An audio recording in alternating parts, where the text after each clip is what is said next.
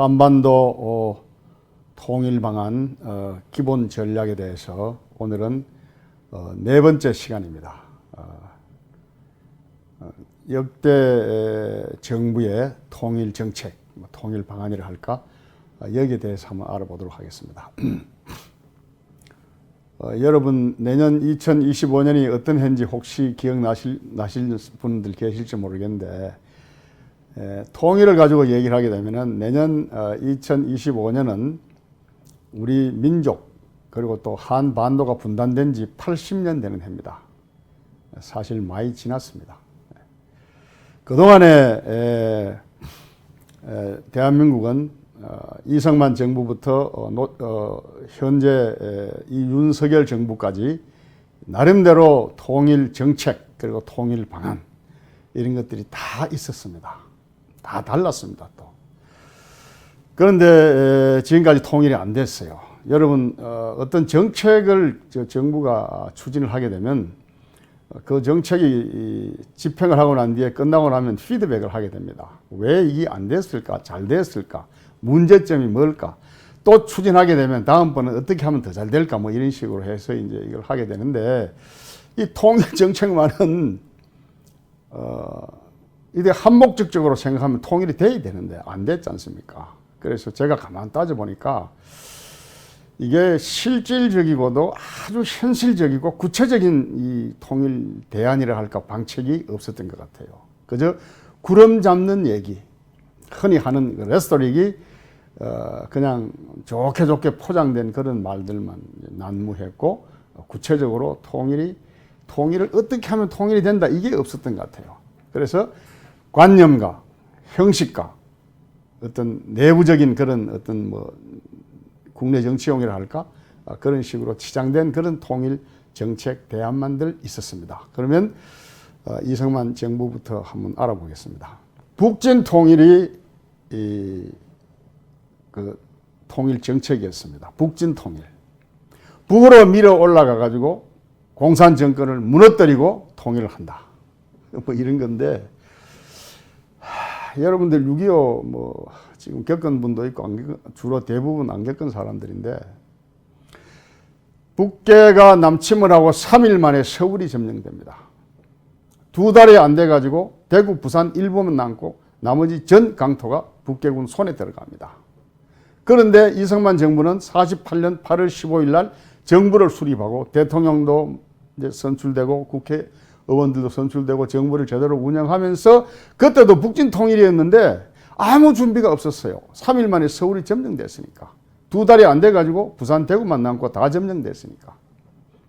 그런데 이거는 제가 볼 때는 정책이라기보다 하나의 헛된 구호에 불과했다, 이런 생각이고, 저희들 어릴 때, 그 다음에 휴전 이후에도 보면 5.16 이전까지 어떤 말이 유행했는가 하면은, 이승만 박사께서 그냥 밀어 올라가면 아침은 해주에서 먹고 점심은 평양 가서 먹고 저녁은 신의주 가서 먹는다. 통일 그냥 바로 한다. 이런 식으로 얘기를 했습니다. 제가 방금 말씀드린 대로 이건 헛된 구호에 불과했다. 전혀 이거는 정책이라고 얘기하기에는 정말 좀 한참 수준 떨어지는 그러한 내용이었다. 저는 이렇게 평가하고 싶습니다. 뒤이어 4.19가 일어나고 이승만 정권 하야하고 여러분들 이제 장면 정권에 들어섰습니다. 최초의 또 앞으로 어떻게 될지 모르지만 마지막 의원내각제였습니다. 정부 형태가. 그런데 처음부터 장면 내각은 통일에 대한 어떤 생각이나 그런 정책이나 이런 건 별로 없었습니다. 그냥 민간 차원에서, 더더군다나 또 학생들이 서울대학을 중심으로 남북 학생 회담을 개최하자. 그래서 판문점으로 오라. 뭐 이래가지고, 그때 당시 구호가 가자 북으로, 오라 남으로, 판문점에서 만나자. 뭐 이런 식으로 막 구호가 난무했었는데, 이것은 5.16 군사혁명이 일어나면서 그냥 무산되고 말았습니다. 그 다음에 이 제3공화국 이제 박정희 이 대통령께서 군사 쿠데타로 정권을 창출했는데, 이때는 박정희 대통령은 군 출신이면서도 굉장히 그 사고가 유연했던 것 같아요. 평화 통일 정책을 가지고 있었습니다.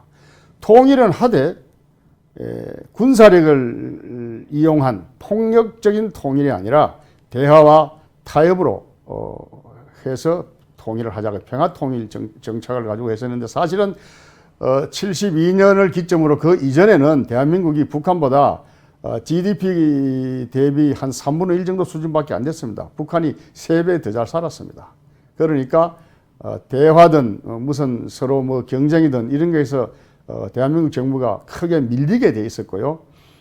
박정희 정권은 경제개발 5개년 계획을 내세워가지고 체제 경쟁에서 우리가 이기는 날 나중에 대결은 그때 가서 하자, 이런 식으로 하면서 경제개발에 매진했던 게 5.16부터 72년 남북 공동성명이 발표될 때까지로 보면 됩니다. 그런데 공동성명이 발표되고 난 뒤에 어떻게 했느냐. 그때 당시 시대적인 배경이 1969년에 월남전이 한창이면서 미국과 중국, 소련은 월남전을 어떻게 끝내느냐 해가지고 파리 강화회담을 할 때고, 미국은 미국대로 월남전을 끝내고 명예롭게 빠져나가기 위해서 중국, 소련과 협상을 할 때입니다. 그러면서 이른바 양진영 간에 이른바 국제적인 그 정치 시스템이 바이폴라 시스템, 두 축으로 한 이제 경쟁 체제였는데, 거기에서 미국은 미국대로 이 공산 진영하고 대땅떨을 하기 시작했습니다. 대땅떨이라는 건 하해 협력을 얘기하는 건데, 그러다 보니까 동북아에서 특히 남과 북은 이 체제 생존에 굉장한 관심을 갖게 되고,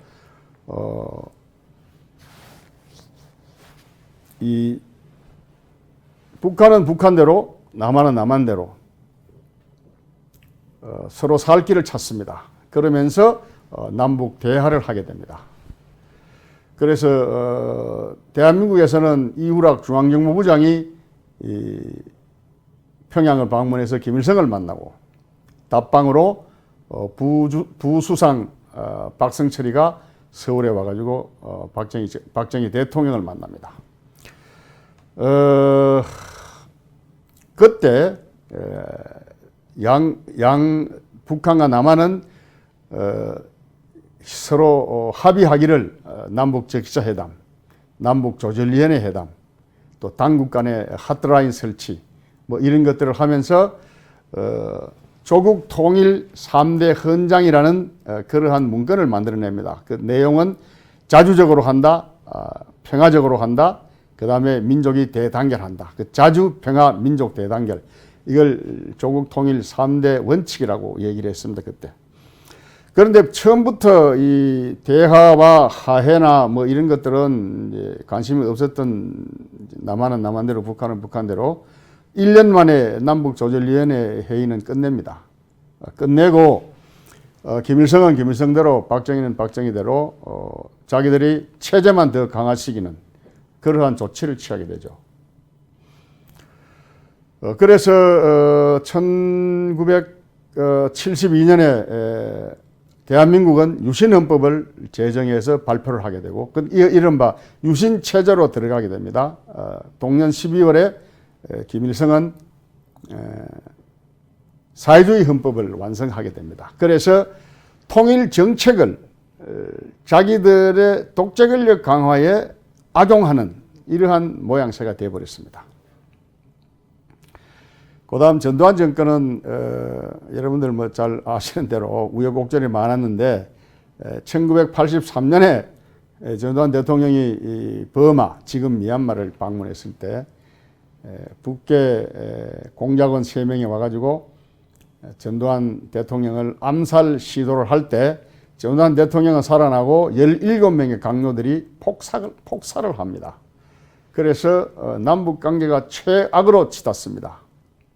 그게 1983년인데, 그때 한간의 소문은 전두환 정권이 북한의 보복 어떤 작전을 계획했는 것을 동맹국인 미국이 말려서 안 했다, 뭐 이런 얘기들이 나돌고 했을 때입니다. 어쨌거나 그 이듬해 1984년에 8월 9월에 우리나라 엄청난 수해를 입게 됩니다. 여러 수백 명이 죽고 많은 재산상의 피해가 나는데 북한이 이거를 수제 물자를 보내서 도와주겠다라는 발표를 합니다. 근데 북한은 사실 뭐 쌀 몇십만 톤, 옷감 몇십만 킬로 뭐 이런 식으로 의약품 뭐 이렇게 보내준다 했는데 이걸 북한은 보내줄 형편이 못 됐습니다. 그럼에도 불구하고 그런 식으로 이제 말하자면 선심성 발표를 했는데 전두환 정권이 그거를 받겠다 한 겁니다.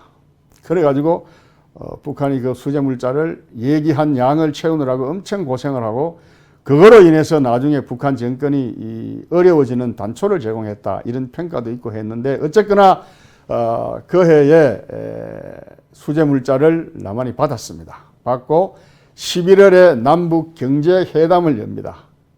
그리고 순간적으로 남북 간에 해빙기가 오는데 그리고 남북 간에 또 이 이산가족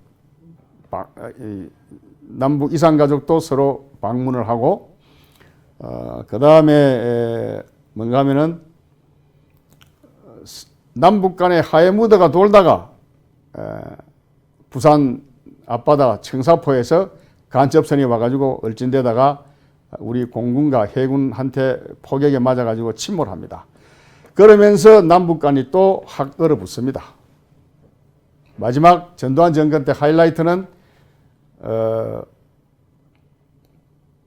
88 올림픽 참가를 방해하려고 김정일이가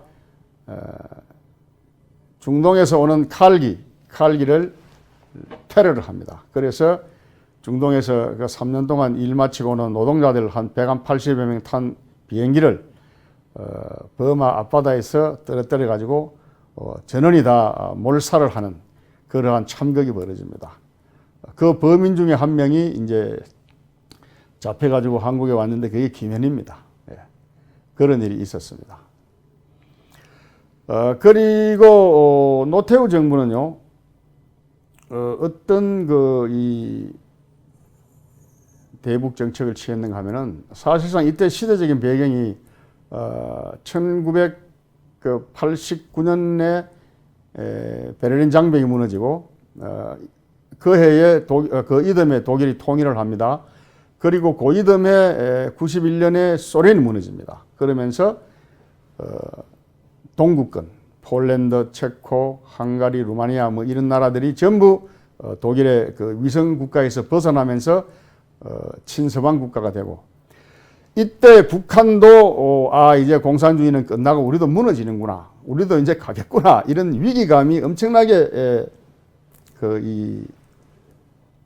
팽배했었는데 북한은 이때 어떤 카드를 꺼내드느냐, 대한민국 남한 카드를 꺼내듭니다. 그러면서 이때 대한민국하고 협상을 하면서 그때 당시 한민족 공동체 방안, 통일 방안 이런 걸 서로 체결을 하고 당시 또 노태우 정부는 북방 외교를 실시할 때입니다. 이건 나중에 또 제가 말씀드릴 기회가 있겠는데 그리고 그 해에 91년에 남북한 유엔에 동시가입을 합니다. 그리고 남북 기본 합의서라는 것을 만들어냅니다. 남북 기본 합의서는 실제로 이 상호간의 남북 기본 합의서는 상호간에 침략을 안 한다. 상호간 체제를 서로 인정한다. 그 다음에 하해 협력을 한다. 상호간에 침략을 하지 않는다. 교류 협력을 한다. 뭐 이런 내용을 가지고 이제 기본 합의서를 만드는데 이 기본 합의서라는 게 실제로 그때 그냥 가만 놔놨으면은 북한은 무너지고 바로 통일할 수 있는 기회가 바로 올 수가 있었습니다. 그런데 다 죽어가는 북한을 되살려 놓는 그런 어리석음을 대한민국 정부가 자초했습니다. 그때 당시에 북한 전문가, 제대로 된 전문가 한두 명만 있어도 정말 이런 스스로 찾아온 통일 기회를 발로 차버리는 이런 어리석음은 저지르지 않았을 걸로 봅니다. 이건 정말 민족 최대의 수치라고 저는 평가하고 싶습니다.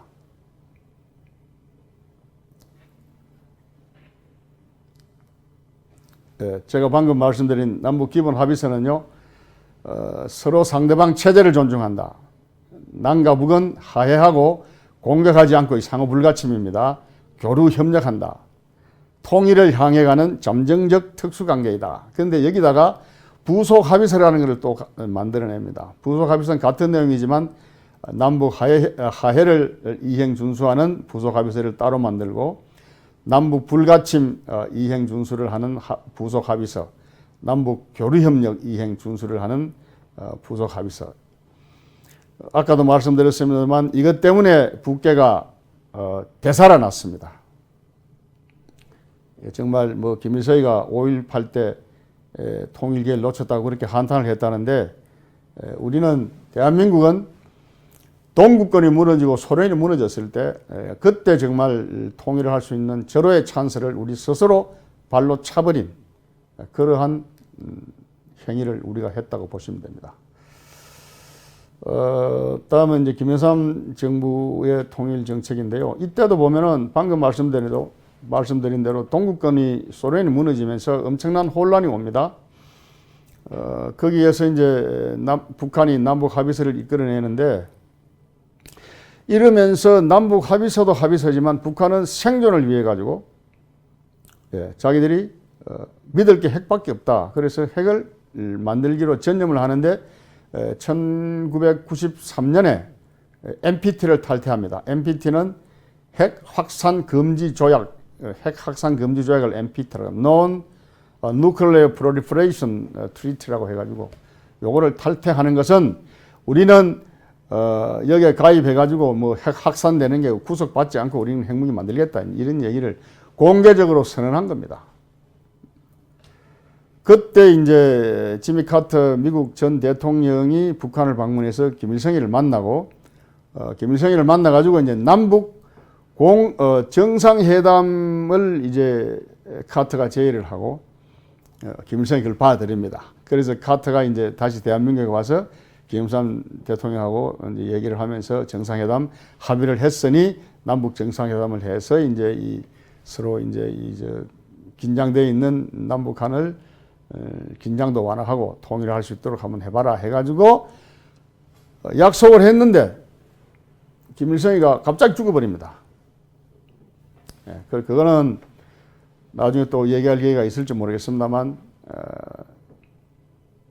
통일을 하면은 어느 체제가 서로 하나가 없어져야 되는데, 이 위기를 느낀 김정일이가 김일성이를 암살하지 않았느냐, 이런 루머가 돌 정도로 그런 이제 얘기들이 있었습니다. 어쨌거나 김일성이 죽고 남북한의 정상회담은 허지부지되고 말았습니다. 김영삼 정부는 듣기에는 굉장히 좋고 보기에도 그럴듯한 남북 간의 화해 협력을 바탕으로 남한의 연합정부 제안, 북한의 낮은 단계의 연방정부 제안, 이것을 합해가지고 통일국가를 만들겠다. 그런데 이제 구호는 뭐냐 하면은 1민족 2국가 2정부 2체제. 말은 맞습니다. 민족은 하나인데 국가는 지금 남북으로 갈려가지고 둘이고, 정부도 둘이고 체제도 둘인데, 요거를 김영삼 대통령은 1민족 1국가 1정부 1체제로 만들겠다. 요거 정말 말은 그럴듯합니다. 그럴듯하고 참 보기도 좋고 고려되면 참 기가 막히죠. 지금도 변함없이 남북 간에 서로 치고받고 막 틈만 나면 서로 핥히고 지받고 막 이렇게 하려고 안달이 나 있는데, 무슨 난데없는 남북 화해 협력을 어떻게 화해 협력을 보장을 합니까? 이게 이제 구호로 그냥 거치고 말았습니다. 그 뒤에 김대중 정부는 여러분들 이게 잘 아시는 바와 같이 햇볕 정책과 6.15 남북 최초의 남북한 정상회담으로 대변되는 정책이었습니다. 김대중 대통령도 남북 화해 협력을 바탕에 깔고 그다음 바탕에 깔고 북한을 말하자면 도와줘야 된다. 그러면서 2000년 1월 달로 제가 기억을 하는데 베를린에 가가지고 베를린 선언이라는 걸 합니다. 제가 기억하기에 한반도 평화와 통일을 위한 남북 교류 협력 선언 뭐 이런 식으로 이제 이름을 붙여가지고 그 골자는 뭔가 하면 첫째는 대북한 경제 지원을 하겠다. 그다음에 두 번째는 평화를 정착시키겠다. 세 번째는 이산가족 이게 이제 문제를 해결하겠다. 뭐 이런 식으로 얘기를 하면서 베를린 선언을 하게 되고 곧 이어서 남북 간의 화해 협력을 시도합니다. 그 증거로 정주영 씨가 소 1,001마리를 몰고 1,000마리는 차에 태워 보내고 대형 트럭에 태워 보내고 한 마리는 정주영 씨가 직접 몰고 판문점을 건너갑니다. 이제 말하자면 세계적인 뉴스를 탄 일이 있는데 소떼를 몰고 방북을 했고 금강산 관광을 할 수 있도록 그 허가를 따냅니다. 그리고 그 해에 2000년 여러분들 잘 아시는 대로 유명한 6월 15일에 김대중, 김정일 정상회담을 실시합니다. 그리고 그 회담에서 개성공단을 건립해서 우리가 직접적으로 구체적으로 북한의 경제적인 이득이 되도록 지원을 하겠다. 이런 협정을 맺고 개성공단 조성 사업을 시작합니다.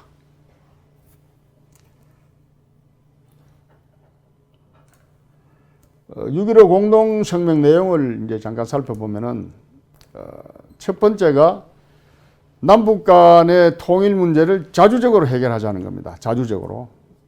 외세 간섭 없이 자주적으로 하자.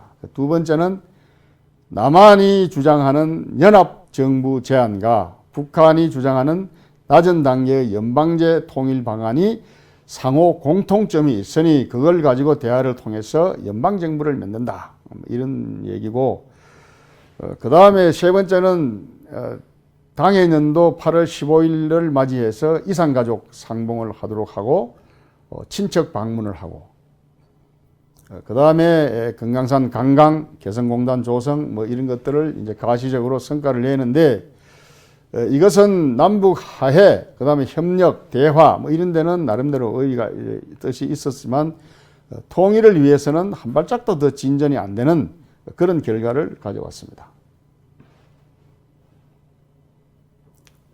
그리고 이게 어느 정도 제가 왜 이렇게 단언적으로 말씀드리는가 하면은 김대중 정부 때 서로 도와주고 뭐 우호 협력적으로 잘 나갔는데 여러분들 그 월드컵 하는 도중에 6월 29일인가 제2연평해전이 일어납니다. 제1연평해전은 1999년에 일어나고 이때 북한 말하자면 선박이 대한민국에 도발을 하다가 크게 당한 일이 있습니다. 왜 도발하다 당하냐 하면은 쟤들은 북한 애들은 그 군용 선박들이요 6.25 때 쓰던 것들이에요. 근데 우리는 전부 새로 도입을 해가지고 전부 신형들입니다. 장비에서 비교가 안 됩니다. 그냥 말하자면 남한 또 북한의 해군끼리 붙으면요 이거는 해군끼리 붙는 게 아니에요. 이건 유치원생하고 대학생하고 싸우는 것 같아요. 그냥 하면 안 되니까 도발했다가 된통 당한 거예요. 그러다가 이제 보복을 2002년 6월 29일 월드컵 기간 동안에 해가지고 우리 해군 함정 6명이 해군 장병 6명이 함장 포함해서 전사를 당하는 그러한 말하자면 큰 아픔이 있었습니다. 이와 같이 대화는 대화대로 하고 찾아먹을 건 찾아먹을 것대로 하면서 이렇게 남북 간에 이런 상처를 내는 게 북한입니다.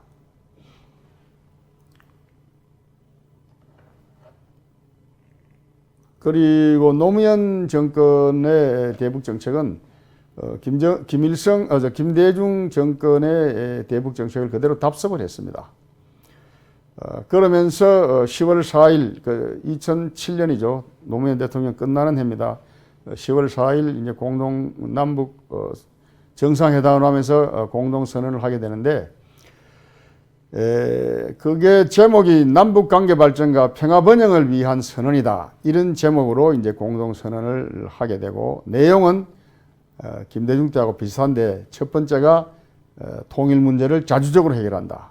두 번째가 남한이 주장하는 연방정부안과 북한이 얘기하는 낮은 단계의 연방제안이 서로 상호 공통점이 있다라는 거 하고, 그 다음에 이제 이산가족 문제, 친척 방문 문제, 비전향 장기수 교환 문제, 이런 인도적인 문제를 해결하자 하는 거하고, 남북 간 경제협력을 해서 민족 경제를 균형적으로 발전시킨다. 결국 이것은 남한이 전적으로 북한을 도와줘서 균형적으로 발전이 되도록 하자, 이 얘기나 다름없습니다. 그리고 이제 이 1, 2, 3, 4번을 구체적으로 실현시키기 위해서 남북 간의 당국 간의 대화를 조기에 개최한다, 뭐 이런 식으로 얘기를 했고요.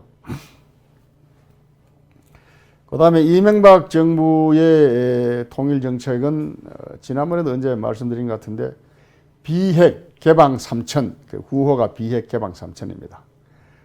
북한이 비핵화를 하고 국가를 개방을 하게 되면은 이명박 정부가 들어서서 국민소득 3,000불까지 올려줄 수 있도록 하겠다, 뭐 이런 얘기인데, 어림도 없는 얘기고요. 왜 어림도 없는 얘기냐? 개방하면은 북한 정권이 망합니다. 정권이 무너지게 돼 있어요. 자기 정권이 무너지면서 개방은 어림도 없는 얘기입니다. 이건 비현실적인 거예요. 통일 정책 자체가. 그 다음에 박근혜 정부도 한반도 신뢰 프로세스라는 이름으로 통일 정책을 추진했는데, 이것도 그때 당시 남북 간의 신뢰는 없었습니다.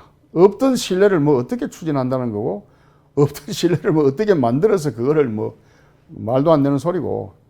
그래서 방금도 말씀드린 대로 북한은 어디를 신뢰를 하고 개방을 하고 개혁을 하고 이렇게 되면은 체제 자체를 존속을 시킬 수 없기 때문에 그거 자체를 얘기하는 것은 무리입니다. 안 되는 거예요. 그래서 이 이명박 정부나 박근혜 정부의 통일 정책은 그냥 있으나 마나한 정책이었다, 저는 이렇게 평가하고 싶습니다. 그리고 여러분들, 문재인 정부는 뭐 지난 5년간 얼마 직전에 한 거기 때문에 여러분 잘 아실 텐데, 문재인 정부는 시종 일관 대북 굴종으로 일관했습니다. 심지어 뭐 듣기 거북한 무슨 삶은 소대가리네, 미 제국주의 꼭두각시네, 뭐 별별 욕을 다 해도 일체 반응이 없었습니다. 왜 욕을 하느냐, 그 욕 그만두라, 하지 마라, 뭐 이런 식으로 없었고요. 처음부터 끝까지 대북 굴종만 하다가, 북한만 굴종한 게 아닙니다. 대중국도 굴종을 했습니다. 그래서 그 좀 따져보면은 2018년 2월 달에 이제 북한이 결국은 자기들의 생존을 위해서, 이건 왜 생존을 위해서인가 하면, 트럼프가 그때 당시 2017년에 들어서 가지고 북한을 구체적으로 2018년 2월 말에 서지컬 스트라이크를 하겠다. 서지컬 스트라이크라는 건 딴 게 아니고요, 쪽집게 타격을 하겠다는 거예요. 그걸 김정은을 때리든, 안 그러면 뭐 인민무력부 청사를 때리든, 주석궁을 때리든, 어딜 때리든 서지컬 스트라이크를 하겠다 하니까, 사실상 그 날짜를 트럼프 행정부가 은근슬쩍 비쳤어요. 그러니까 김정은이가 도저히 어쩔 수 없다 해가지고 2018년에 그 평창에 올림픽에 참석을 합니다. 그리고 그해 연도에 4월 27일 날 여러분들 잘 아시는 대로 4.27 판문점 남북 말하자면 정상회담을 하게 되죠. 이것도 보면 한반도 평화조약 선언을 하게 되죠. 그리고 북미 정상회담을 문재인 정부가 들어서서 주선을 합니다.